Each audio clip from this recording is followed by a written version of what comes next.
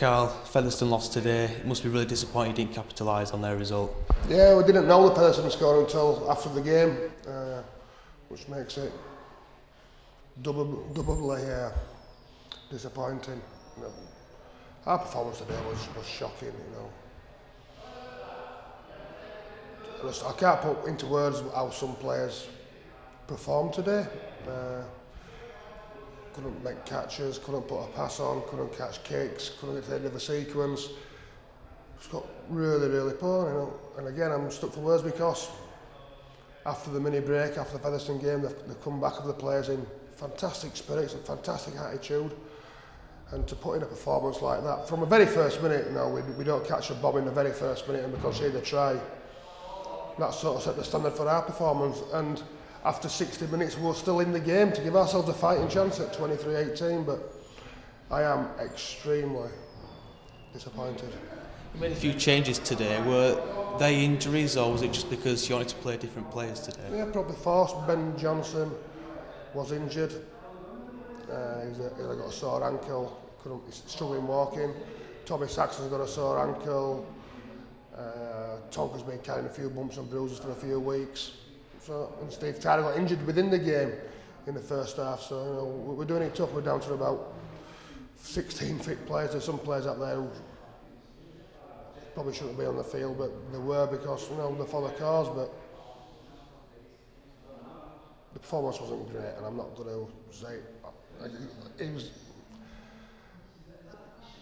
You can't defend some of the efforts that were there. Some of the goal line defence was schoolboyish, and for a team that has prided itself defensively all season for the last 3-4 games, we've been extremely soft on goal line defence. And today we have a player like Paul Cook in the opposition, somebody who's smart as him, will find them weaknesses and exploit you, and that's exactly what he did. And he didn't have to look too far today. Just quickly on Steve Tyler, he went off in the first half as you mentioned. What's his state? He's with the medical at the moment. He's got some damage to his left knee. The extent of it will not be known until later in the week, but it's not looking good for the season.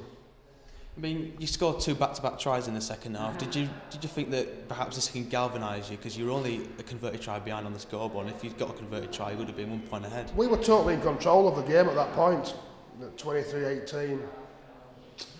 All we had to do was get to the end of a kick, get to the end of the sequence, put your foot through the ball, defending their part of the field, get the ball back in on the halfway line.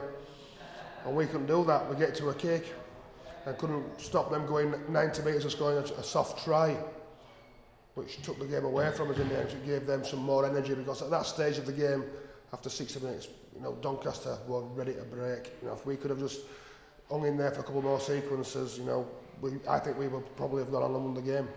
You got Barrow next week, it's the final league game of the season. You know, the playoffs are coming up after that. What's the state of mind, and you know, how do you approach that game? We need to see who's fit first. Obviously, there's some disappointed people, and there's nobody more disappointed than myself. I'm not the greatest loser in the world, but I can take loser because that's part of the game. But today, that scoreline was unacceptable, should I say? And we certainly need to look at some of the people. You know, you sit to that stage. There's all sorts going on behind the scenes.